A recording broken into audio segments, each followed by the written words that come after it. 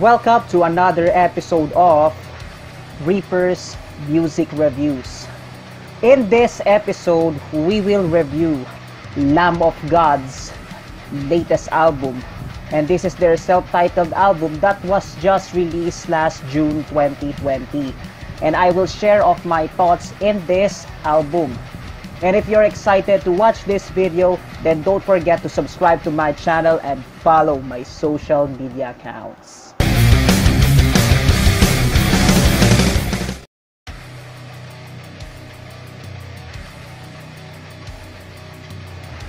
Lamb of God is the self-titled 10th studio album by Lamb of God.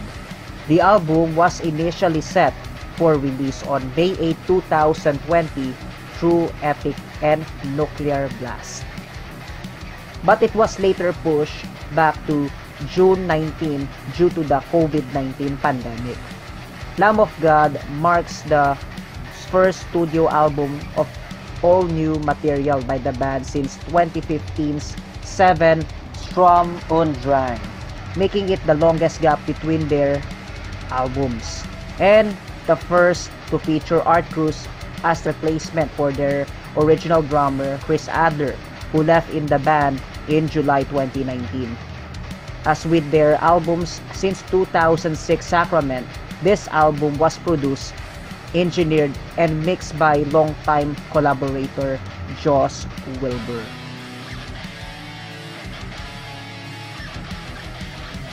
My top favorite tracks, those are Gears, Memento Mori, and Checkmate. On the song Gears, this track reminds me of their song Redneck from their Sacrament album. What the makes song great is the combination of Randy's growls, the double acts of the guitars, and the relentless drum attacks. Builds a perfect mix of non-stop headbanging experience. The riffs and the drum work is very ear-satisfying, and I cannot stop to listen this track again and again. On Memento Mori, this is my most favorite song in the album. And what the song makes really great is that on the intro parts, it started on the soft instrumentals, then it will surprise you with Randy's growls and the heavy attacks of the instruments. It's kinda like there's a bomb that will explode on your face. The song has an in-your-face approach on the melodies that you will surely love to bang your head. I like the drum works of Art Cruz. He is really amazing. And I love the double heads attacks. You will feel like an eargasm, and it's like playing a machine gun in your ears. On Checkmate, this track keeps the older Lamb of God style. And I love the guitar riffs, the drum plays, and the bass lines. It's perfectly balanced, and you will feel the aggression of the song. It reminds me of their earlier work. Randy's growls is also good. His harsh voice and political pessimism is still intact in this song. Honorable mentions is Do Colossal Hate. And what I like the most in this song is the lyricism. It's all about the oppression of the immigrants, and this oppression is still currently happening in America. I love how they showed their disgust on the system and how they addressed it on the song, with the melodies that they fueled up on it, and then the Randy's growls. You will see that you will feel how delivers the song, his emotions, and the message he wants to tell to the listeners. Did you know that this song title is a reference from Emma Lazarus' sonnet, The New Colossus? My least favorite tracks, those are Poison Dream and Roots. On Poison Dream, this track features Hatebreed vocalist Jamie Jasta, and the song is good. I love the instrumental attacks in this song, but medyo odd yung pasok ng atake ng growls ni Randy at ni Jamie. It does not quite flow the instruments with their singing. It's more on obvious on Jamie's part when he sings. When the instruments suddenly stops on their part, then JV comes in. I feel like there's like an odd part on that song. On Roots, this track features Testament vocalist Chuck Billy.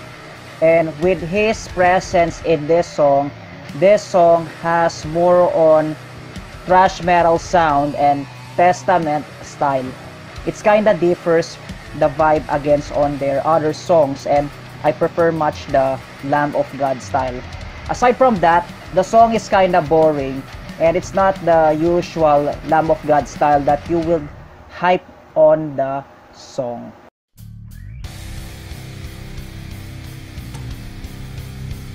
After the long gap from their previous album, Lamb of God proves that their current album is worth the wait. The album has an amazing of hard-hitting metal mixed with in-depth political lyrics. The band is still faithful on their sound and incorporates a bit of a new sound.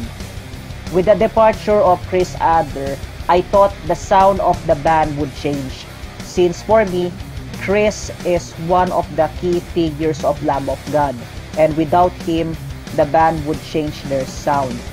But I am totally wrong. Art Cruz drums proves that he's a worthy replacement of Chris.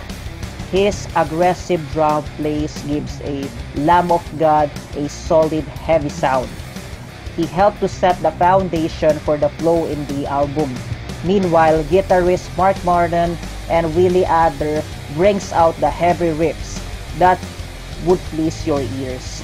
And bassist John still brings out the vibrant bass plays on each song. Randy's growls and screams is still ferocious and gives your ears satisfied. He is constant on his singing and you won't get tired on listening. All in all, this album is very satisfying to listen, and it's just like a brand new experience when you listen this album. Now, for the verdict, what could I say for Lamb of God's self-titled album? I could rate this album as 4.25 out of 5.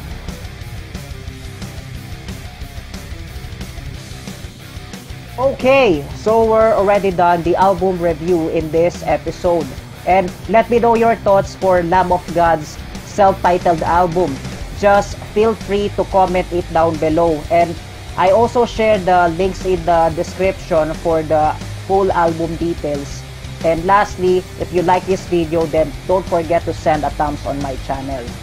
Again, this is Ian from the ReaperRocker vlog signing off. We'll see you again in the mosh pit soon. Rock on, Pilipinas!